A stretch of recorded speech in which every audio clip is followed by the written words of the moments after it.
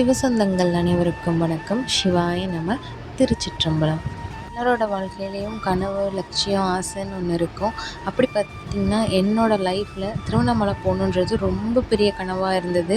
கிட்டத்தட்ட நான் 1 வருஷம் காத்திருந்தேன் அவரோட அழைப்புக்காக.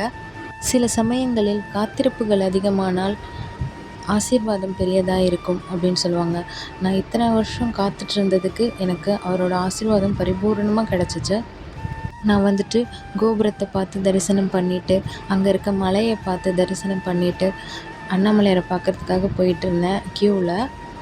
நடராஜரை பார்த்து நான் தரிசனம் பண்ணிகிட்ருந்தேன். நான் போனது சிறப்பு தரிசன வழியில் தான் நான் போயிட்டுருந்தேன்.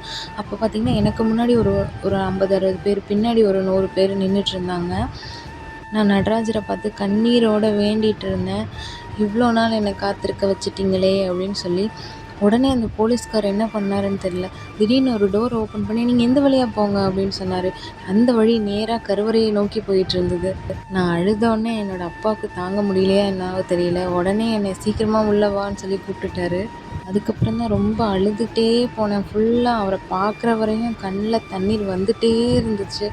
பார்த்ததுக்கப்புறம் மனசு ஃபுல்லாக நிறைவாயிடுச்சு. தென்னாடுடைய சிவனே போற்றி, எந்நாட்டவர்க்கும் இறைவா போற்றி. என் வாழ்க்கையில் நீ பார்த்து கொடுக்குறது எல்லாமே எனக்கு போதும், வேறு எதுவுமே எனக்கு வேண்டாம் அப்படின்னு சொல்லி அண்ணாமலையார்கிட்ட வேண்டிட்டு நான் அங்கேருந்து வந்துட்டேன்.